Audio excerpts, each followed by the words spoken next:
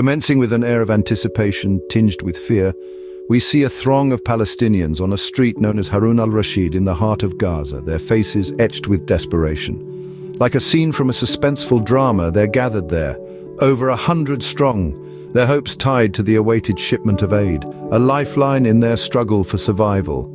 The is palpable, as if time itself has stopped in its tracks. Abruptly, dramatic tension erupts into chaos as Israeli forces unleash a barrage of bullets on the assembly. The crowd, struck with terror, scatters in a desperate stampede. The scene culminates in a chilling afterword, the cold, hard revelation that 112 Palestinians lay lifeless and more than 750 wounded, victims of this horrifying incident.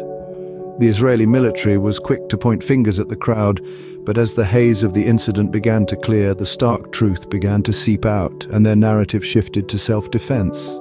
In the aftermath of the violence, the chilling evidence of the high death toll was impossible to ignore. Israeli forces rained down a hail of bullets on another Gaza Aid convoy, a tragic event that in the deaths of a staggering 117 Palestinians.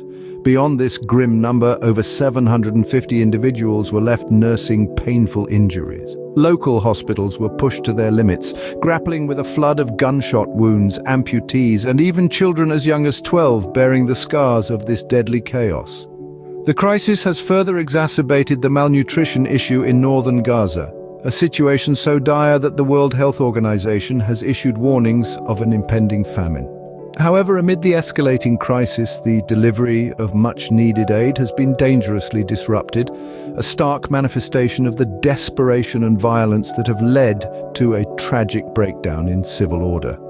This grim scenario paints a heartbreaking picture of a community in dire need of help, highlighting the necessity for urgent intervention and evoking deep sadness and empathy. Bearing an acknowledgement of grim reality, U.S. Defense Secretary Lloyd Austin discloses in a congressional hearing that over 25,000 Palestinian women and children have perished in Israel's war on Gaza since October 7th. This grave number has sparked a wave of criticism, throwing into stark relief the military tactics employed by Israel and the mounting civilian casualties that seem to be an unavoidable consequence. Scene paints a bleak picture, yet it is not without a glimmer of hope. The humanitarian crisis in Gaza has escalated to a dire level. It's a vortex of suffering fueled by desperation, violence, and the breakdown of civil order, a scenario that seems to find no end. However, the international community is not silent. Efforts are being hustled. Airdrops and potential ceasefire talks are among the actions being considered to alleviate this crisis. Yet the people of Gaza understand the path to survival isn't paved by politics or diplomacy. It's a path delineated by the stark line between life and death.